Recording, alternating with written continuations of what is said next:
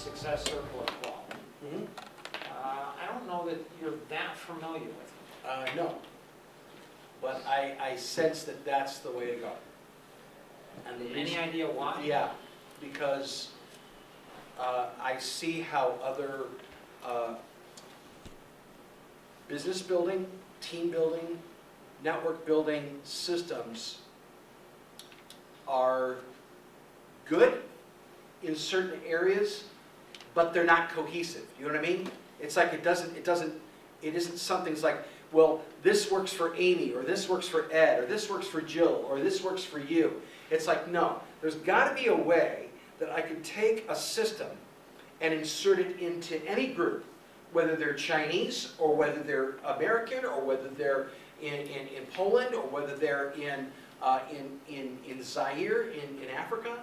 I should be able to take a system and be able to create a successful model for community, whether it's non-for-profit or for-profit.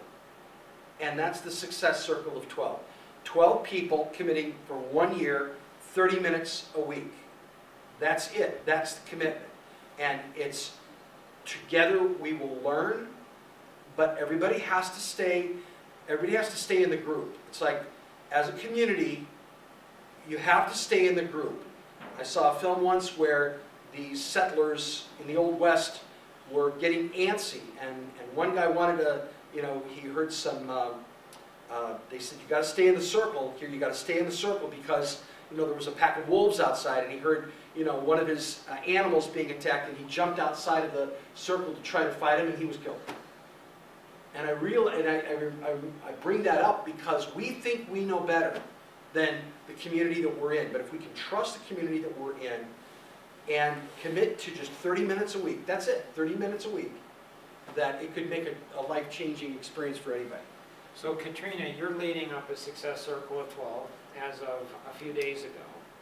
So what do you think you need to do for your Success Circle of 12 based on what we've talked about today? Make sure they all have their life visions. Right, and so you either need to do that as the leader of the group or get one of the other 11 members to do it. It doesn't matter if you do it or you get somebody else to do it, as long as it gets done. Okay? Amy, you're the director of communications for the group that Katrina's in. And so you may take that role from her, and you may say, okay, I'm going to take that and I'm going to drive the people to do that. And Jonathan's part of the group with the MVP network, and so that life vision, the life vision of all 12 members can come together online so we can all quickly see the different things that we're passionate about. So a lot of times what we think, the reason we think we're successful, or the things that we think are going to create success, don't. Something else does. Some other interest, some other passion of what we're doing. So one of the things that I'm working on is a system to help to teach people how to drive things forward. And so Patrick out in Maryland is doing that same thing, and he's like, Mark, it's like people don't know what to do. And then when they find out what to do, they want to know what to do next and next and next, and then all of a sudden they become overwhelmed with everything to do and they do nothing. And so they're like, oh my goodness, yeah, frozen right, in time. And so it's like so Katrina's step is to get the life vision of everyone connected together for the 12. Say, okay, this is what we're going to do so everyone has access to everyone else's. The next piece is, okay, so how are we all going to benefit? So it's not the responsibility of Katrina, the leader, for Jill or for Amy to be successful. It's Amy and Jill's responsibility to figure out, how's the group going to help me? So it's our own responsibility. It's creating leaders of leaders. So the goal is, Amy, that you would get your own 12 group of people. And what would be really cool is for you to get almost immediately 12 individuals from China, and you put the whole thing in Chinese.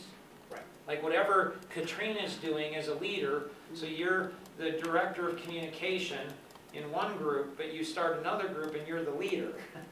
Okay. And then you get a director of communication to take on your role. Now, if you're thinking, sounds like a lot of work. It is. But I'm telling you, it's like children.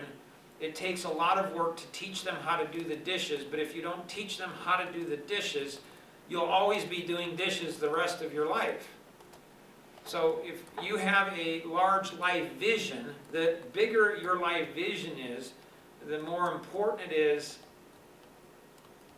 that we have other people, we're connecting into them and them connecting into us. Ed, thoughts, input, ideas? I think the hardest challenge is getting somebody to sit down and do a live vision. Once they start it, then everything's gonna go good. But once they do it, I think it's gonna be very successful for them. It will if they're connected in, if they're continually connected back in, reminded, like there's a continue. Do you understand? So somebody in business, it's like, I need to make sales calls, I don't like to make sales calls, okay? Well, I won't make sales calls, but if it's tied back into my life vision, I will, to do the short term to get into the long term. So how do we get people to do their life vision?